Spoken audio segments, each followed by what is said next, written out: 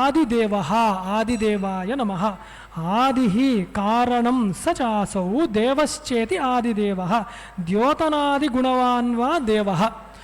అంటే సర్వానికి కారణమై ఉన్నాడు, ఆది కారణుడు, ఉత్పత్తి కారణుడు అన్నిటికీ. కాబట్టి ఆయన ఆది దేవ అంటే దివ్యమైన వాడు మళ్ళీ అని అది చెప్పేది ఆదిదేవుడు.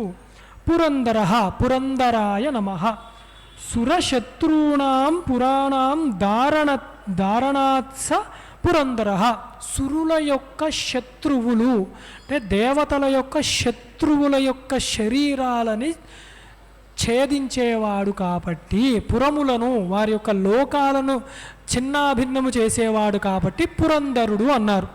దీనికి ఉపమానం ఇస్తూ త్రిపురాసురులను సంహరించినవాడు అని కూడా రాశారు. త్రిపురాసురులను సంహరించినవాడు శివుడు. చూసారా, అభేద దృష్టి అలా చూడాలి, ఈశ్వరత్వాన్ని చూడాలి. అంటే ఇక్కడ త్రిపురాసురులు ఎవరు? మనలోనే 3 అవస్థలుగా ఉన్నారన్నమాట.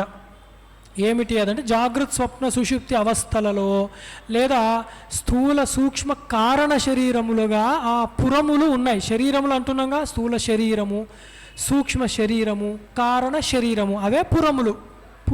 పురి అంటే శరీరం కదా, పురే శయనీతి అని అంటాం కదా. ఆ 3 యొక్క అజ్ఞానాన్ని తీసివేసేవాడు కాబట్టి పురంధరుడు, దివ్యముగా ఉన్నవాడు కాబట్టి ఆదిదేవుడు. అందుకే ఈయన కూడా త్రిపుర సంహారము చేసినవాడే. శ్రీ మహావిష్ణువు కూడా ఇలా చూస్తే త్రిపురాంతకుడే అని. తర్వాత అశోకస్థారణ స్థార శూర శౌరిర్జనేశ్వర అనుకూల శతావర్త పద్మనిభేక్షణ. అశోకాయ నమ. శోకాది షడ్ఊర్మి వర్జిత అశోక. శోకము మొదలైన షడ్ ఊర్ములు అంటే 6 అలలు లేనివాడు. అంటే శోకము, దుఃఖము, అలాగే ఆకలి, దప్పిక, సుఖము, దుఃఖము, ఇలాంటి ఈతి బాధలన్నీ లేనివాడు కాబట్టి ఆయన్ని చేరుక్తే ఎవరికైతే ఇలాంటి ఈతి బాధలు తీసేస్తాడో అలాంటి వాడు శ్రీ మహావిష్ణువు కాబట్టి అశోకుడు ఆయన. అంత గొప్ప నామం అశోకుడు అంటే. తారణాయ నమ. సంసార సాగరాత్ తారయతీతి తారణ. సంసార సాగరములో, ఈ అజ్ఞానములో, జీవుడు అన్న భావనలో దుఃఖాన్ని పొందుతూ మనము జనన మరణ చక్రంలో తిరుగుతూ ఉంటున్నాము కాబట్టి దాని నుండి తరింపజేసేవాడు శ్రీ మహావిష్ణువు కాబట్టి ఆయన పేరే తారణుడు. తారణాయ నమ. తారాయ నమ. గర్భ జన్మ జరామృత్యులక్షణాత్ భయాత్ తారయతీతివా తారః. అంటే జనన మరణములు చాలా సుఖంగా సంతోషంగా ఏముండవు. పుడుతూ ఏడుస్తాడు కదా, ఏడవకపోతే ఇందాకే అన్నాం కొట్టి మరీ ఏడిపిస్తారు. పోయేటప్పుడు బాధతోనే పోతారు. పోయాక అయ్యో పోయాడేవాడు అని చెప్పి అందరూ ఏడుస్తూ ఉంటారు. ఆదిలో ఏడుపు ఉంది, అంతములో ఏడుపే ఉంది, మధ్యలో కూడా ఏడుపే ఉంటుంది, దుఃఖమే ఒక రకంగా. అందుకని ఈ దుఃఖ భయాలను తీసివేసేవాడు శ్రీమన్నారాయణుడు కాబట్టి తారాయ నమః అన్నారన్నమాట. ఎప్పుడూ దుఃఖమే. ఆ దుఃఖాన్ని ఎప్పుడూ తీయాలంటే ఎప్పుడూ ఉండేవాడిని పట్టుకోవాలి, శాశ్వతుణ్ణి. అందుకు ఆయన తారుడు, తరింపజేస్తూ ఉంటాడు. శూర విక్రమణాత్ శూర. ఆయన యొక్క సామర్థ్యం అలాంటిది, విక్రముడు ఆయన. అంటే ఇలాంటి దుఃఖాన్ని తీసివేయగలుగుతాడు కాబట్టి శూరుడు ఆయన. శౌరిహి తర్వాత నామం. శౌరయే నమః. శూరస్యాపత్యం వసుదేవస్య సుతః శౌరిహి. అంటే శూర వంశంలో పుట్టినవాడు, వసుదేవుడికి పుట్టినవాడు, వాసుదేవుడు అయినవాడు కృష్ణుడు కాబట్టి ఆయన శౌరిహి అన్నాడు. శౌరిహి అన్నది కృష్ణుడి యొక్క నామము. జనేశ్వర. జనేశ్వరాయ నమః. జనానాం జంతూనాం ఈశ్వరో జనేశ్వర.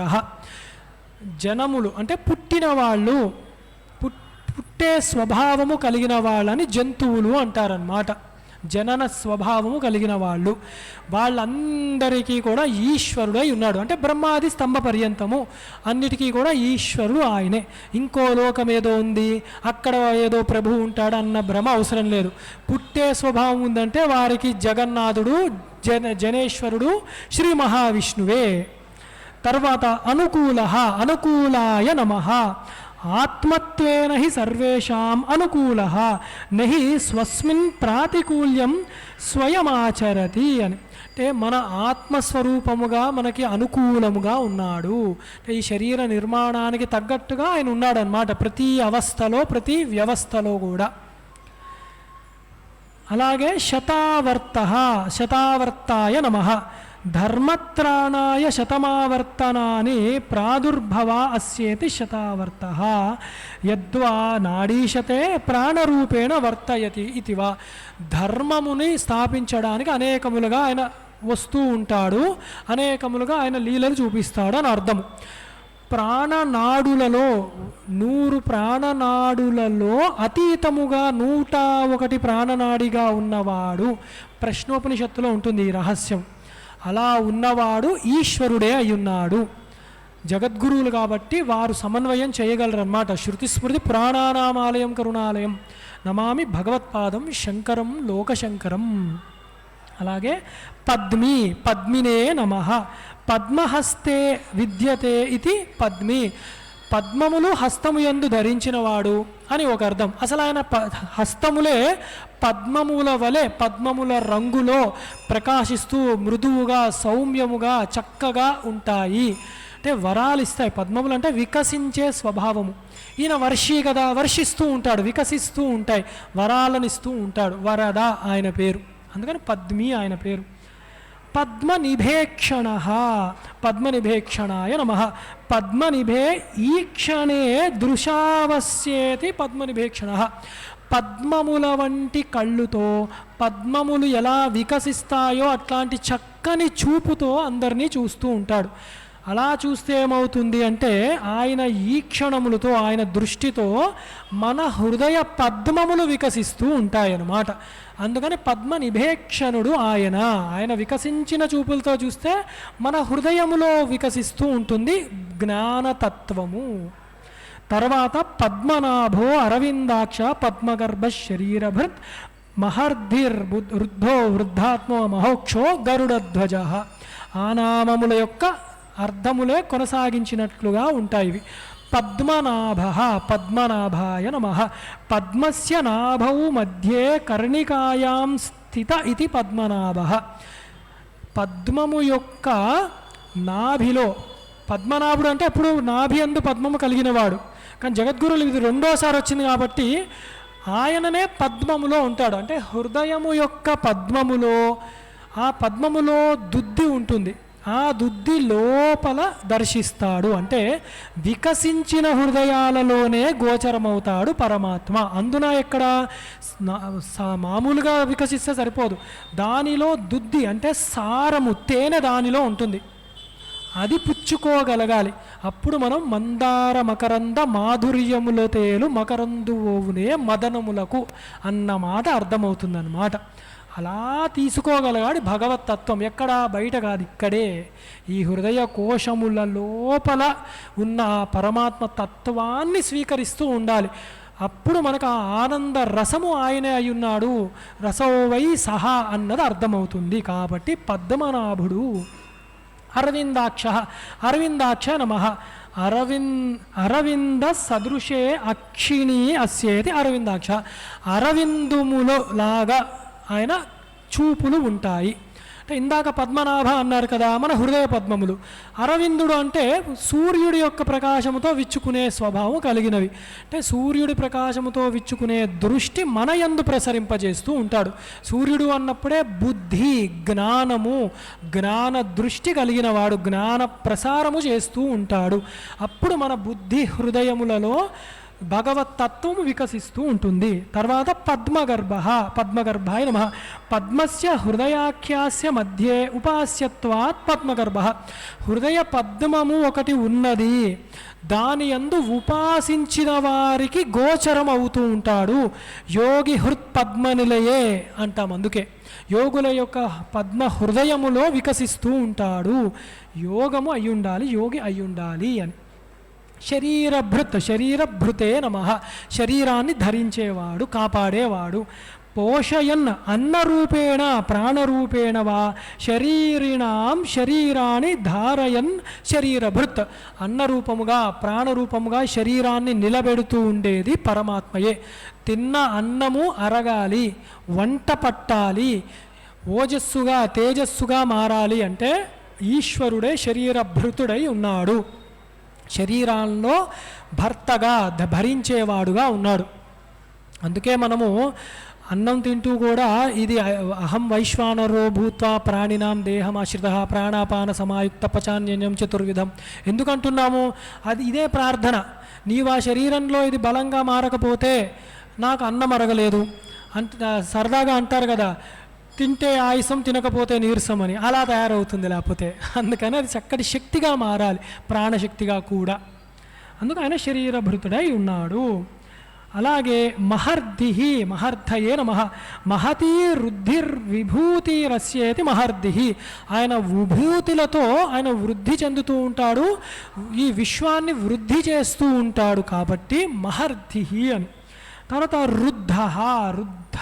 రుద్ధాయ నమః. ప్రపంచరూపేణ వర్ధమానత్వాత్ రుద్ధ.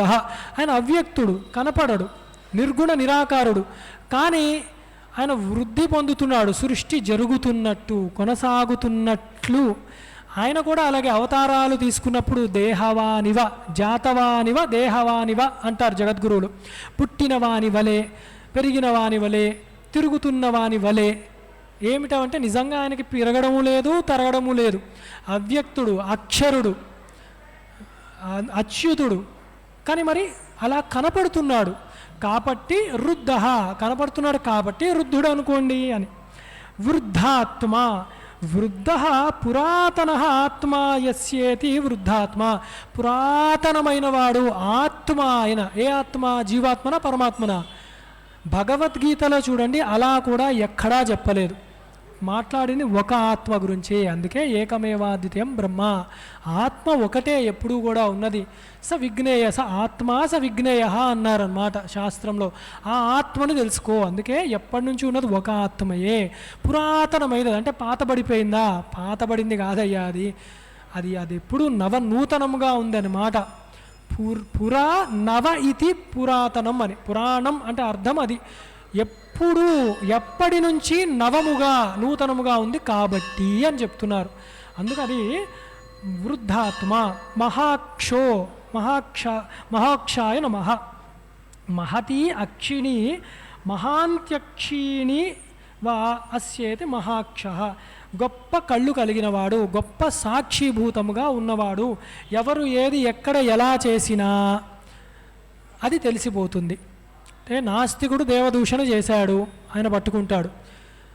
ఆస్తికుల రూపంలోనే నాస్తిక భావజాలాలు వెలుజమ్ముతూ ఏదైనా చేశాను అది కూడా కనపడుతుంది ఆయనకి. బయట వాడిని మోసం చేయొచ్చు. అందుకే అంటారు మూడో వాడిని మోసం చేయొచ్చు, మూడో కంటికి తెలియకుండా మోసం చేయొచ్చు, కానీ 3 కన్నుల వాడిని మోసం చేయలేరు అంటారు. అది మహోక్ష అంటే అన్నమాట. ఎందుకంటే ఈయన కూడా సహస్రాక్షుడు కాబట్టి. తర్వాత గరుడధ్వజ. గరుడాంక ధ్వజో యస్యేతి గరుడధ్వజ. గరుత్మంతుణ్ణి ధ్వజముగా కలిగినవాడు. గరుత్మంతుడి యొక్క ఆవిర్భావంలో చెప్తారు, ఆయన ఆ అండముని పగలగొట్టుకొని వచ్చేటప్పుడు ఆ గరుత్మంతుడి యొక్క బంగారు రెక్కలను ఆయన ఇలా అల్లారుస్తుంటే దానిలోంచి వేదనాదము వినపడుతుందంట. అంతటి మహాత్ముడు గరుత్మంతుడు.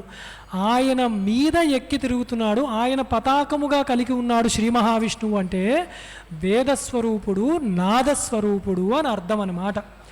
వేదము తెలియదగేవాడు భగవానుడు అని తెలుసుకోవాలి. విత్ ధాతువుతో తెలుసుకోగలిగినవాడు. ఎలాగా? బ్రహ్మవిత్, ఆయన బ్రహ్మము తెలుసుకోవాలి, అది పరమాత్మయే అయి ఉన్నాడు అని. తర్వాత ఇవాళకి ఆఖరి నామముల యొక్క గుంపు. అతులః శరభో భీమః సమయజ్ఞో హవిర్హరిః సర్వలక్షణలక్షణ్యో లక్ష్మీవాన్ సమితింజయః. అతులః, అతులాయ నమః. తులా ఉపమానమస్య న విద్యతే ఇది అతులః. తులము, తులారాశి చూస్తాం కదా, అంటే కొలిచేది, దానికి అందనివాడు, ప్రమాణాలకు అందనివాడు, ఇదే పరమాత్మ అని చెప్పడానికి కుదరదు. కాబట్టి అతులుడు పరమాత్మ. అదే గీతలో శృతులలో కొన్ని మాటలు ఉన్నాయి. న తస్య ప్రతిమాస్తి యస్య నామ మహద్యశః. ఆయనకి ఇక్కడ ప్రతిమా నామముతో కొందరు దుష్ప్రచారము చేస్తుంటారు. ప్రతిమ అంటే విగ్రహము కాదు, ఇక్కడ ప్రతిమ అంటే అంటే దీనికి తగ్గ పోలిక అని అర్థం. నా తస్య ప్రతిమా నాస్తి. అందుకే వైదిక నిఘంటువు తెలియాలి, పైన పైన మాటలు డిక్షనరీలో కొట్టేయడం కాదనమాట. నా తస్య ప్రతిమా నాస్తి అంటే పరమాత్మకు, బ్రహ్మముకు పోలిక ఏది చెప్పలేము అని. అలాంటివాడు. అదే గీతలో కూడా ఒక చోటు చెప్తారు ఎక్కడో, నత్వత్ సమోస్త్యభ్యర్థికః కుతోన్యః అని. నాకు సమమైనది లేదు, ఏదని చెప్పమంటావు నాకు సమమైనది అని. అంటే ఏది చెప్పినా ఆయనకు సమానముగా చెప్పలేము, అది పరమాత్మ. పోలిక, ప్రతిమ అంటే పోలిక. ఇక్కడ శరభః, శరభాయ నమః. శరాః శరీరాణి శీర్యమాణత్వాత్ తేషు ప్రత్యగాత్మయా భాతీతి శరభః. ప్రత్యగాత్మ రూపముగా, జీవాత్మ రూపముగా ఇక్కడే పరమాత్మని తెలుసుకోవడం ఎవరికి సాధ్యపడుతుందో ఆ వాళ్ళకి శరభుడుగా ఉన్నాడు. విచిత్రం మీరు చూడండి, తైత్తరీయోపనిషత్తులో ఇదే చెప్తారన్నమాట.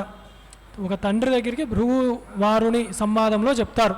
తండ్రి దగ్గరికి వెళ్ళి కొడుకు నమస్కారం చేసుకుంటూ, నాకు అన్నీ తెలిసిపోయినాయి నాన్నగారు, అన్నీ నేర్చుకున్నాను అంటాడు. అబ్బా అవునా, దేనివల్ల ఉత్పత్తి స్థితి లయలు ఉంటాయో కనుక్కో అంటాడు. వెళ్ళి వెంటనే తపస్సు చేస్తాడు. అన్నమయ కోశం వల్ల అన్నాద్ జాయతే ప్రాణ అని చెప్తూ ఉంటాడు. అన్నం వల్ల ప్రాణాలు పుడుతున్నాయి పోతున్నాయి అని. కాదు, మళ్ళీ రా అంటాడు. ప్రాణం వల్ల అంటాడు. కాదు, మళ్ళీ మనస్సు వల్ల, విజ్ఞానం వల్ల, తర్వాత ఆనందం అది చెప్తాడన్నమాట. ఆనందో పరబ్రహ్మేతి విజానయాత్ ఆనందేన ఖల్విమాని భూతాని జాయంతి ఏన జాతాని జీవంతి యత్ ప్రయంతి అభిసంవశంతి అని అక్కడ పెద్ద ఘట్టం నడుస్తుంది. అంటే ఆనందమై ఉన్నాడు, బ్రహ్మమే అయి ఉన్నాడు. ఎక్కడ కనుక్కున్నాడు ఆనందము బ్రహ్మము? అవన్నీ బయట కాదు, ఇక్కడ ప్రత్యేగాత్మ, ఇక్కడే గుర్తుపట్టాడు బ్రహ్మమును. తైత్తీరీయ ఉపనిషత్తు దీనికి నిదర్శనం అన్నమాట, జీవుడే బ్రహ్మము అని చెప్పడానికి. అందుకు అది ఏమిటంటే శరభ నామముతో ఈ ప్రత్యేగాత్మయే బ్రహ్మముగా శరీరములోనే భాషించేవాడు అని తెలుస్తోంది. తర్వాత భీమః, భీమాయ నమః. బిభ్యేత్యస్మాత్ సర్వమితి భీమః. అన్నిటినీ భయపెట్టించేవాడు కాబట్టి భీముడు అన్న నామము పరమాత్మకి చెప్పబడ్డాయి. ఎవరెవరిని అంటే మృత్యువుతో సహా భయపడిపోతారన్నమాట. ఈ పంచాధావతి మృత్యు అని చెప్పి సాక్షాత్ యముడితో సహా భయపడిపోతూ ఉంటారు ఈశ్వరుడి యొక్క తేజస్సుకి అని. అలాగే సన్మార్గవర్తినా భీమః ఇతివా. అంటే మనల్ని భయపెట్టి కూడా సన్మార్గములో పెడుతూ ఉంటాడు ఆయన. భయం లేకపోతే, ఆయన శిక్షిస్తాడన్న భయం లేకపోతే సన్మార్గంలో ఉండము కాబట్టి భయపెడతాడు. అలాగే సమయజ్ఞాయ నమః. సృష్టిస్థితి సంహార సమయవిత్. సృష్టిస్థితి సంహారములు చక్కగా పాటిస్తూ ఉంటాడు. సమయానికి ఏది జరగాలో జరిగిపోతుంది, మనం ఎంత తలుచుకున్నా జరగాల్సింది జరుగుతుంది. అలాగే షట్ సమయాన్ని జానాతీతివా సమయజ్ఞ. 6 సమయములుగా రోజులో యజ్ఞములలో కూడా ఉంటుంది, సమయము విభాగిస్తారు. ఆ సమయముగా కాలస్వరూపముగా లేదా 6 ఋతువులుగా సమయములుగా ఉన్నది కూడా పరమాత్మయే అయి ఉన్నాడు. అందుకే ఎండాకాలం ఏంటంటే ఇలా ఉందని దూషణ చేయొద్దు ఎవరు, ఎందుకంటే ఆ సమయజ్ఞుడు ఆయనే అయి ఉన్నాడు. హవిర్హరిహి, హవిర్హరయే నమః.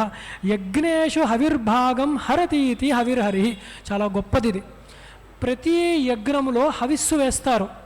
అది నారసింహ హోమాలైనా, రుద్రహోమాలైనా, దుర్గా యజ్ఞములైనా ఏదా కానివ్వండి, ఏ ఇష్టి అయినాయండి, హవిస్సు తీసుకునేది అగ్ని రూపంలో తీసుకున్నది, ఆ హవిస్సు రూపంలో ఉన్నది హరియే అయ్యున్నాడు. అది హరించేవాడు, స్వీకరించేవాడు స్వామియే అయ్యున్నాడు.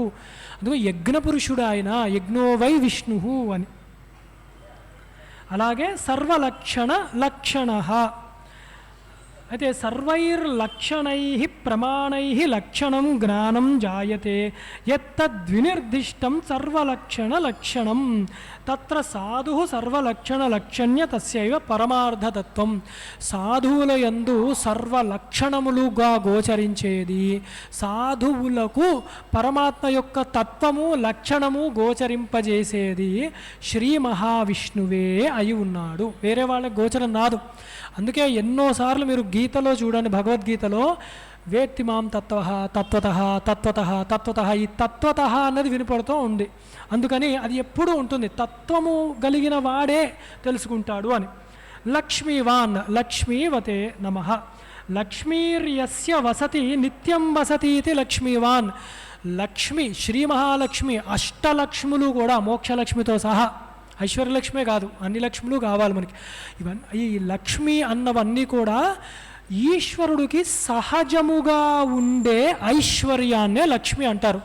ఎవరి అందు సహజముగా లక్ష్మి ఐశ్వర్యములు వసించి ఉంటాయో వారిని లక్ష్మీవాన్ అంటున్నాం. అందుకే మనము లక్ష్మీదేవి అంటే ఈశ్వరుడి యొక్క శక్తి కిందే చెప్తున్నాం. నారాయణుడి యొక్క శక్తే అభేదము. సూర్యుడు సూర్యకాంతిని వేరు చెయ్యలేము, దీపము దీపకాంతిని వేరు చెయ్యలేము. అలాగే లక్ష్మీనారాయణుల్ని వేరు చెయ్యలేము. అదే సీతమ్మ రావణుడికి కూడా హెచ్చరించిందనమాట. వేరు చెయ్యలేము. వేరుగా లక్ష్మి ఎక్కువ, లక్ష్మియే కావాలి, రాముడు లేదా నారాయణుడు వద్దు అనుకుంటే అది రావణ ప్రవృత్తి. అలాంటి వాడు 10 ముఖాలున్నా నశించాడు. లేదా నారాయణుడే కావాలి, లక్ష్మి వద్దు అనుకున్నా, అదే రాముడే కావాలి సీతమ్మ వద్దు అనుకున్న శూర్పణఖ ముక్కు చెవులు పోయాయి. అది అక్కడ నేర్పుతోంది రామాయణం. ఇద్దరు అభేదము, అది తెలిసిన వాడే హనుమంతులు వారు. అందుకే వెళ్ళి అమ్మా నీలో రాముడు కనపడుతున్నాడు నాకు అన్నాడు. ఎలా అంటాడు? అభేద దృష్టి ఆయనకి తెలుసు. శక్తి శివుడు, శివశక్త్యాయుక్త్యో యది భవతసక్త ప్రభవితుం అన్నది కూడా శివశక్తులు కలిసే ఉంటారు, వేరుగా లేరు. అర్ధనారీశ్వరులు వారు శివనారాయణులుగా ఒకవేళ శివపార్వతులుగా చూసినా కూడా, లేదా మన లక్ష్మీనారాయణులుగా చూసినా కూడా అదే వాగర్ధావ్య సంపృక్తో వాగర్ధ ప్రతిపత్తి అని. అందుకే పరమదోషం అన్నమాట. శక్తుల యందు శివుడు యందు లేదా లక్ష్మి యందు నారాయణ యందు భేద దృష్టి కూడదు. అలాంటి దుర్మార్గులు ఉంటారు, అదో విచిత్రం. అందుకే ఎప్పుడూ సమయాచారము కలిపే చదువుతాం మనము అని. తర్వాత ఇవాళకి ఆఖరిది సమితింజయ. సమితింజయాయ నమః. సమితిం యుద్ధం జయతీతి సమితింజయ. ఏ యుద్ధమైనా కూడా అతి సులువుగా, చాలా సులువుగా, కేళిగా, క్రీడగా గెలిచేవాడు ఎవరు అంటే శ్రీ మహావిష్ణువు. అదే ఇదివరకు చెప్పుకున్నాం. దేన్నైనా గెలుస్తారు. ఏవి? ఇంద్రియము నిగ్రహంలో గెలుస్తాడు మా శ్రీరామచంద్రమూర్తి ఉన్నారు. వేరే వాళ్ళు యుద్ధంలో గెలుస్తారా? శ్రీకృష్ణ పరమాత్మ ఉన్నారు. రాక్షసులతో గెలుస్తారా? నారసింహుడు ఉన్నాడు. అలా ఎక్కడ చూసినా కూడా స్వామి గెలుస్తూనే ఉంటాడు, జయశీలుడై ఉన్నాడు అని ఆ స్వామిని తలుచుకుంటే అందరికీ సర్వ జయములు కలుగుతాయని చెప్తూ, ఇప్పుడే అయిపోయింది అని చెప్తూ సర్వులకు కూడా జయమే కలుగుతుంది స్వామిని తలుచుకోగా అని చెప్తూ సమితింజయాయ నమః అని చెప్తూ సర్వం శ్రీ మహావిష్ణు చరణారవిందార్పణమస్తు. శ్రీరామ జయ రామ జయ జయ రామ. శ్రీరామ జయ రామ జయ జయ రామ. శ్రీరామ జయ రామ జయ జయ రామ. నమః శంకరాయ నమః శంకరాయ నమః శంకరాయ. శారదే పాహి మాం శంకర రక్ష మాం. శారదే పాహి మాం శంకర రక్ష మాం. శారదే పాహి మాం శంకర రక్ష మాం. श्रुतिस्मृतिपुराणानामालयं करुणालयं नमामि भगवत्पादं शङ्करं लोकशङ्करं सदाशिवसमारम्भां शङ्कराचार्यमध्यमाम् अस्मदाचार्यपर्यन्तां वन्दे गुरुपरम्परां। धर्मस्य जयोस्तु अधर्मस्य नाशोस्तु प्राणिषु सद्भावनास्तु विश्वस्य कल्याणमस्तु। हर नमः पार्वतीपतये हर हर महादेव। शांति शांति शांति स्वस्ति।